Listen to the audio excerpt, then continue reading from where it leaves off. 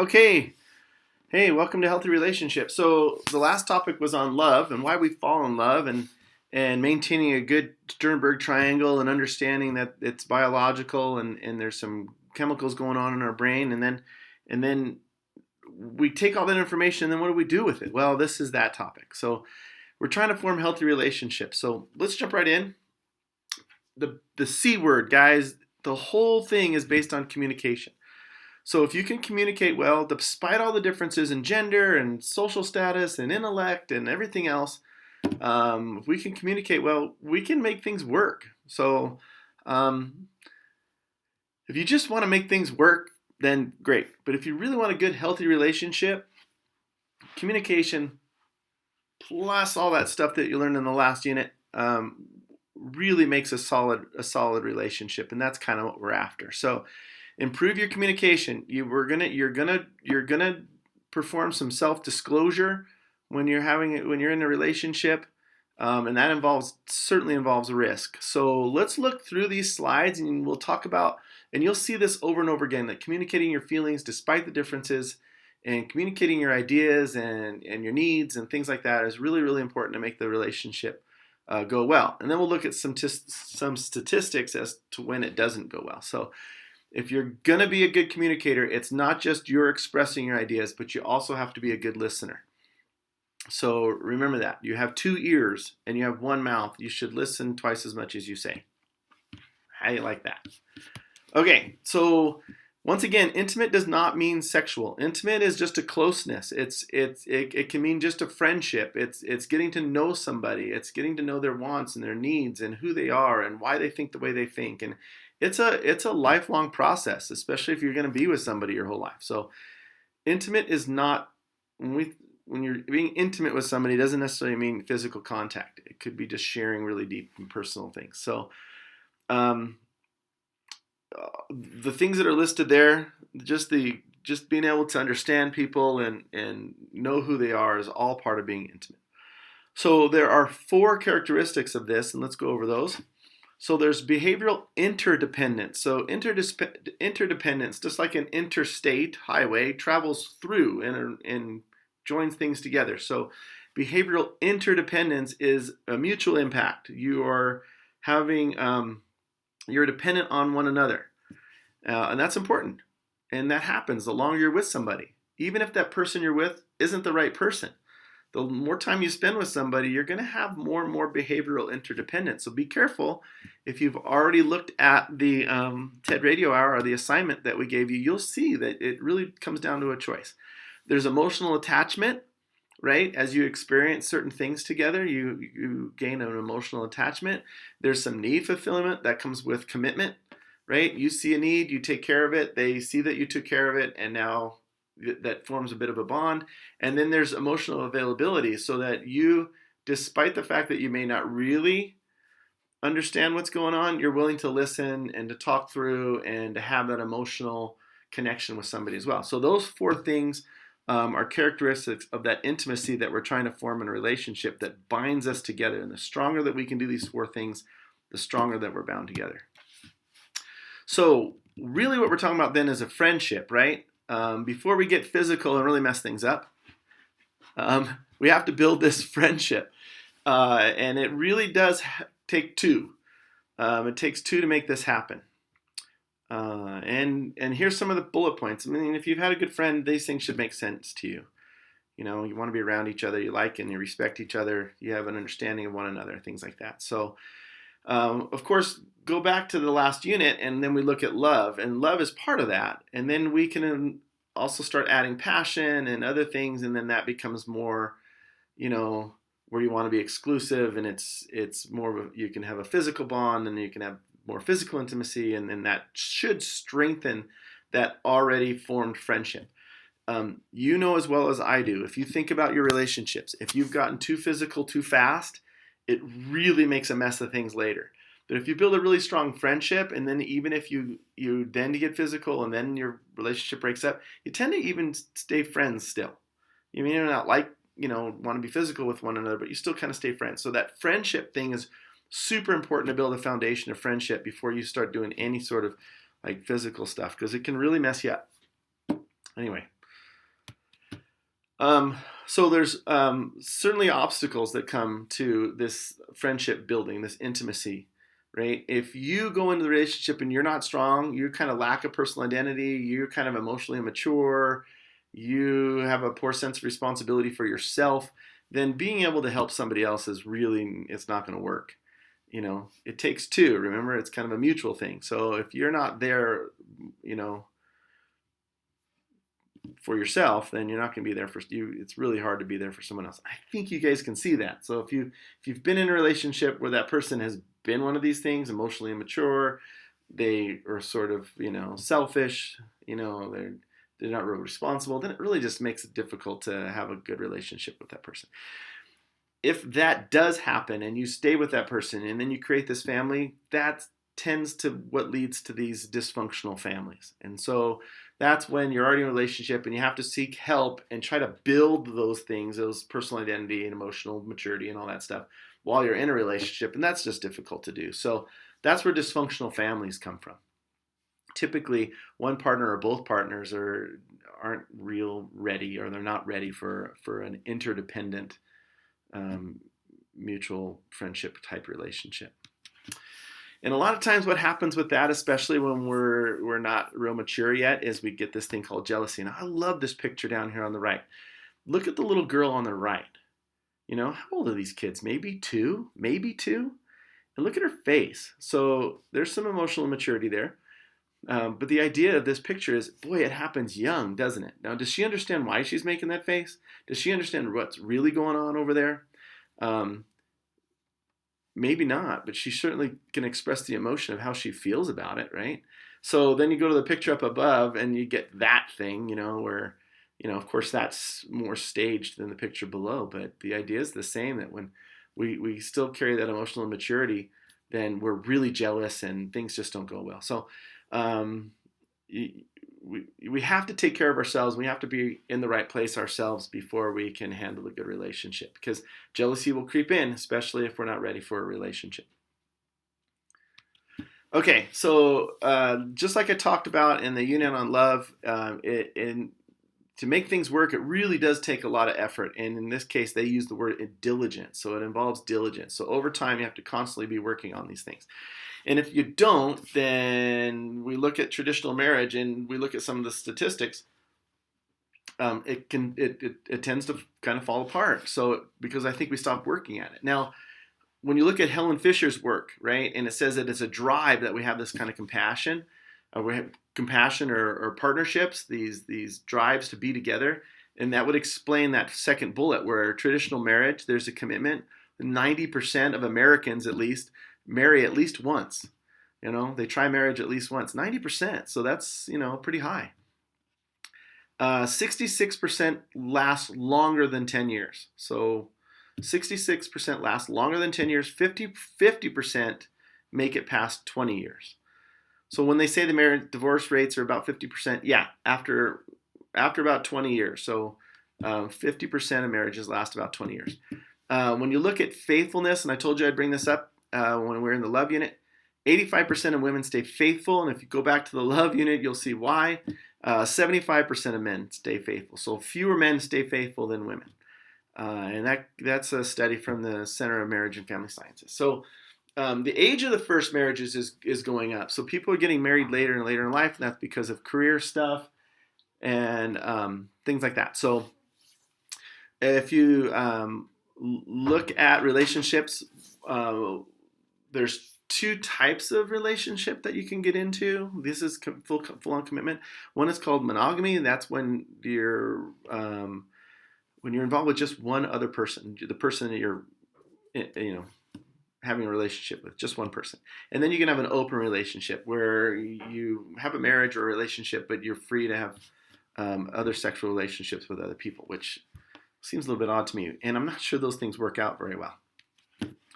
There's cohabitation, where two unmarried people are having intimate connection who live in the same household. And you can see why, sometimes for financial reasons. And then after about 7 years, that's considered a common law marriage. And then if you look, we talked a little bit about homosexual relationships, because that's been kind of a thing. 7-10 years ago, it was a really big thing. and it was all over the media, and they were um, uh, those groups of people were trying to get the right to marry. So they did some statistics on it. So if you look at the general population, about 1.5% of female identify as lesbian in the United States, and so that's 4.7 million people. And about 1.8 of males identify as gay, and that's about 5.7 million people. So if you look at those numbers, about 170,000, we've had about 170,000 same-sex marriages as of 2015. 3.2% of the lesbian gay population chose to be married. So about 3.2%. Of those marriages, about 15% of those marriages last about 12 years or longer. Only about 4.5% of those for men are monogamous, so there's only one partner. Most of those are, well, that's what, most of those are 90+% are open relationship marriages. And about 8% of those couples are having kids. So those are the statistics on gay and lesbian. So you can look at both. You can look at the heterosexual and you can look at the homosexual relationships, and you can see the statistics on them.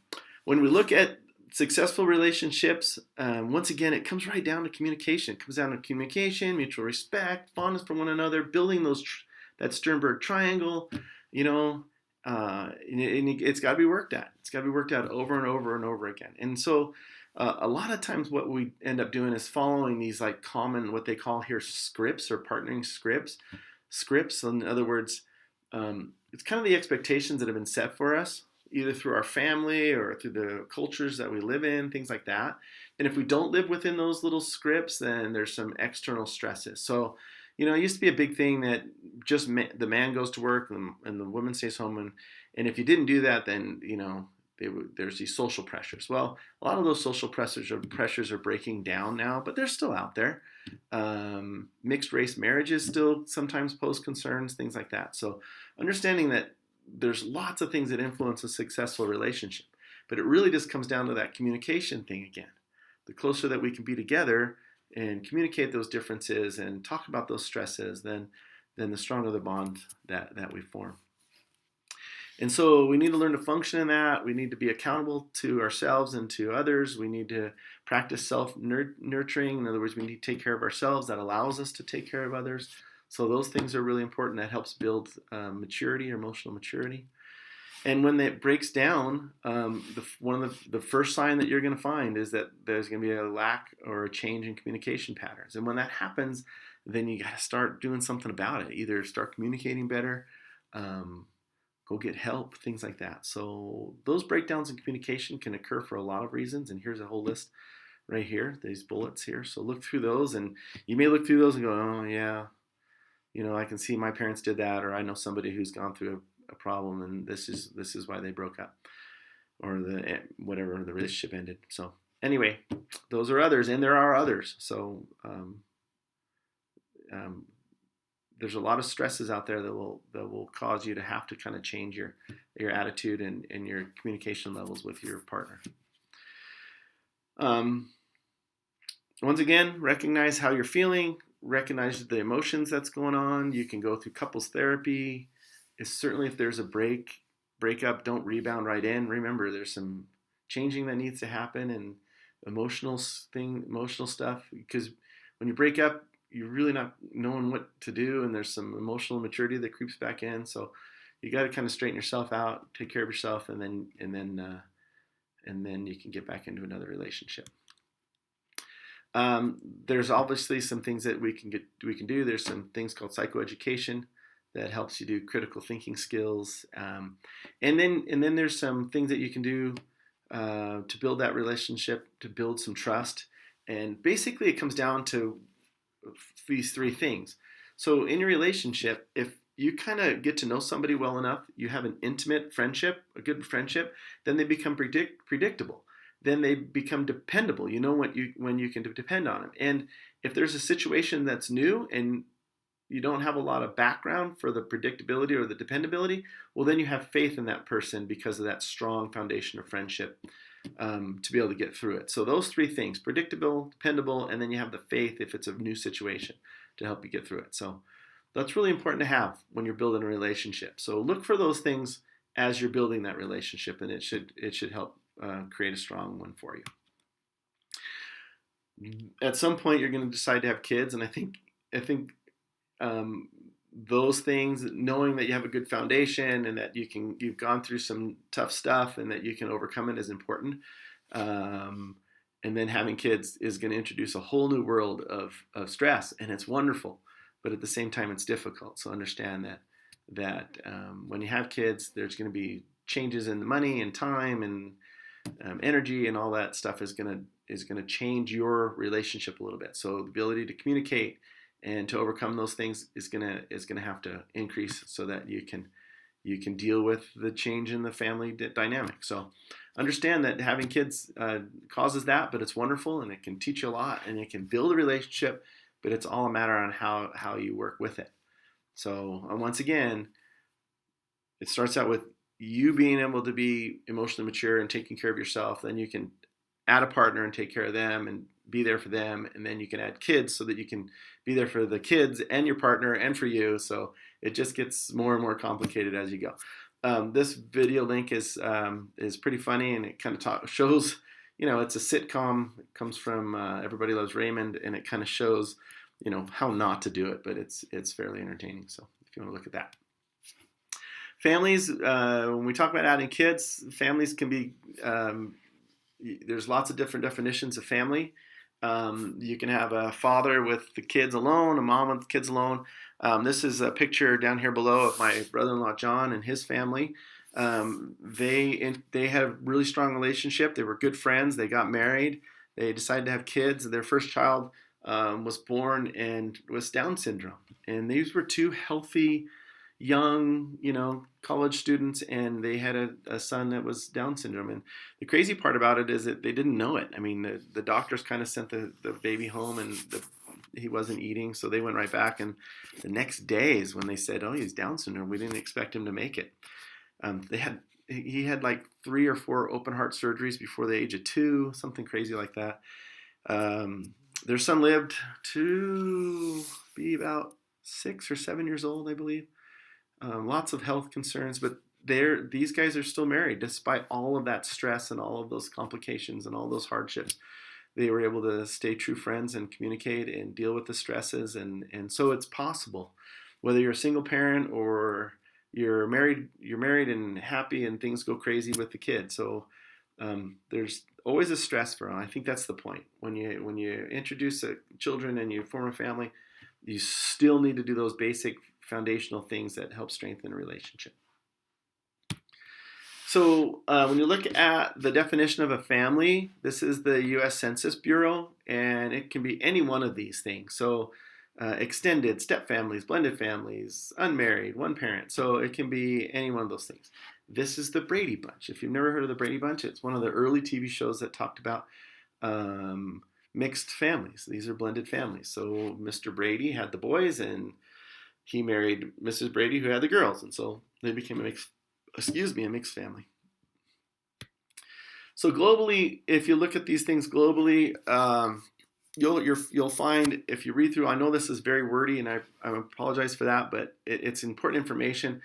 Basically, what this is saying is that your 2-parent families are going to be in Asia and the Middle East, and compared to everywhere else in the world. The trend is that we're getting away from 2-parent families. And when that trend happens, you're looking at more children being raised by single parents or by others, whether it's extended family or what have you. And they're fundamentally, remember, when we learn how to love, when we learn how to form relationships, we learn that from our parents. And so if the trend is becoming that we're single parents, then the worry is that we'll head towards that road where we'll have more single parents down the road. And it really isn't. You need that blend of the male and gender differences. So we need that blend of the male and the female to introduce that to the kids. So as they're growing up, they see and know that there's differences. And so it makes for a greater opportunity for them to have a healthy relationship. So the global trend is that they're going more towards single parents and children being born out of wedlock. And so the trend is worrying experts in the field to say, hey, we're not teaching kids how to have healthy relationships, so we're going to lose this trend. Anyway, read through these. If you'll see that the commonality is the same countries that have dual parents, two parents, are the same countries that are raising kids within those, and fewer cohabitation. That's become the big thing, is that people are cohabitating, having kids, and then breaking up. So anyway, it's becoming more and more difficult to have a traditional family, it appears globally. So most people are starting to say stay single and staying single for longer. They're finding that they can fulfill that need that Helen Fisher talks about in their brain without necessarily having a marriage commitment. So people are staying single. They're having more open relationships, and they're finding the ability to satisfy that part of their brain that needs that relationship without being married. So staying single is and getting married later in life is becoming more and more popular. Okay, you guys, get those assignments done and give us a holler if you have any questions on any of this stuff, and good luck.